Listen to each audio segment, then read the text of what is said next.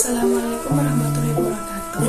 Perkenalkan, nama saya Novita Permeswara Rosaviana, NPM 2210109108 dari Fakultas Ilmu Administrasi, Prodi Ilmu Administrasi Negara di Universitas Islam Malang.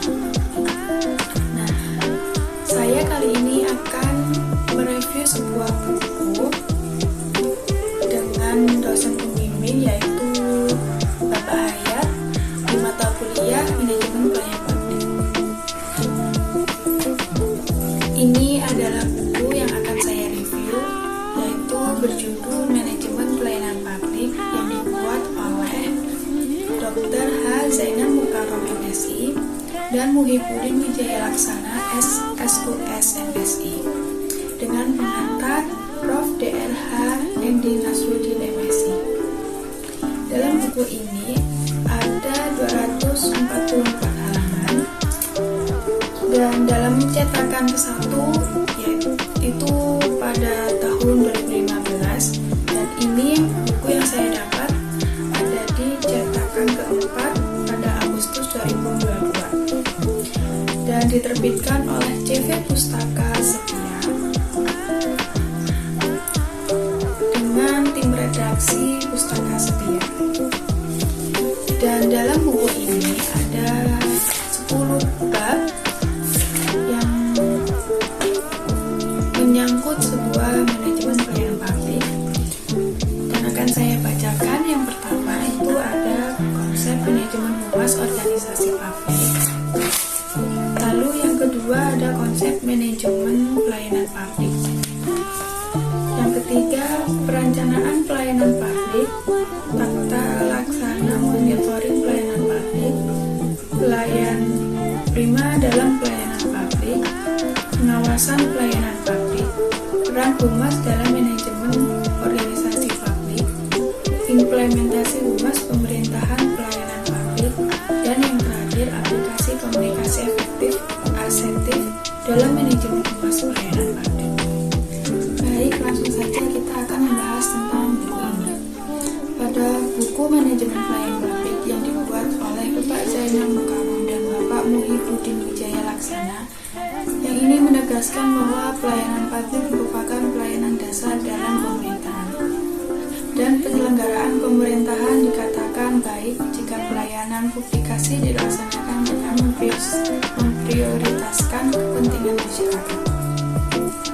Pada bagian latar belakang ini, penulis menjelaskan UU Nomor 25 Tahun 2009 tentang pelayanan publik dalam pasal 1 ayat 1 bahwa pelayanan publik adalah kegiatan dalam rangka pemenuhan kebutuhan pelayanan sesuai dengan peraturan perundang-undangan bagi setiap warga negara dan penduduk atas barang, jasa, dan atau pelayanan administratif yang disediakan oleh penyelenggaraan publik.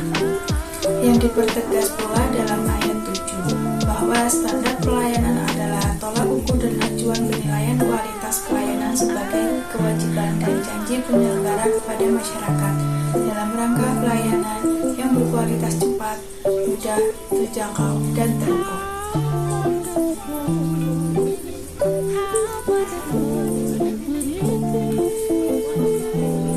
Maka dari itu, pemerintah mempunyai kewajiban memberikan penegasan bahwa pemerintah harus memberikan pelayanan dengan sebaik-baiknya kepada masyarakat sebagai penerima pelayanan sesuai dengan kebutuhan masyarakat. Di sisi lain, pemerintahan juga mempunyai tantangan,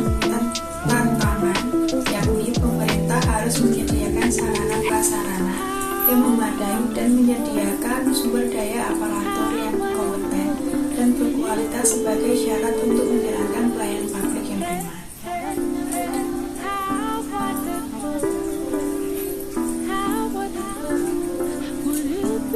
Manajemen publik menurut Overman dalam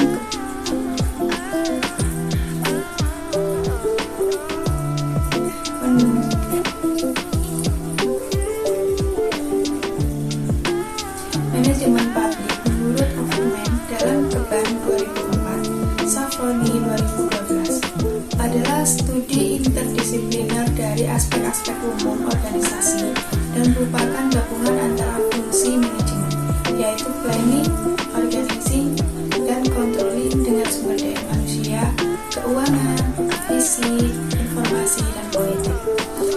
proses manajemen tersebut akan berdampak kepada kinerja aparatur. Apakah manajemen yang dilakukan sudah baik atau tidak, hal itu kembali kepada pemimpinnya. Secara prinsip, manajemen dilakukan oleh pemimpinnya. Secara prinsip, manajemen dilakukan oleh pemimpin yang ditujukan kepada aparatur dalam penyelenggaraan organisasi.